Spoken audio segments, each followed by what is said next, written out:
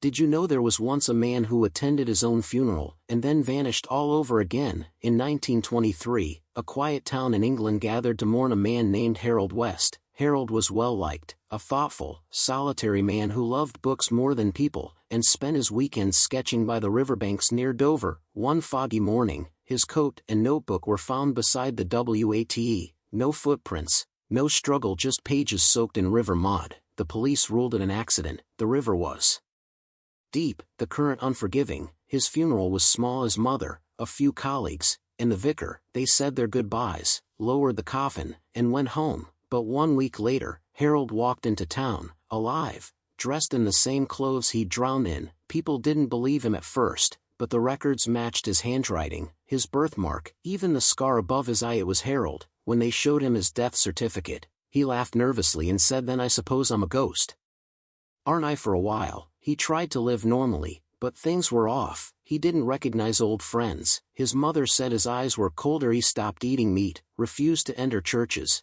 and often muttered that he could still hear the water. Then, one evening in December, Harold didn't show up to work. His landlady found his door wide open, a single wet footprint on the floor, and his notebook on the desk open to a fresh page. Written across it, in shaky handwriting, were the words, "I saw them again, they want me back." No one ever found Harold after that. The same river was searched for weeks. Nothing, not a body, not a clue. But every year, on the anniversary of his funeral, townspeople swear they see a man standing by the water wearing a soaked coat, staring into the current. Some say he never truly returned that first time, that what came back was only part of him. And as the fog rolls over the river each November, you can still hear the faint echo of a man whispering, "I shouldn't have come back," because sometimes death doesn't like being cheated.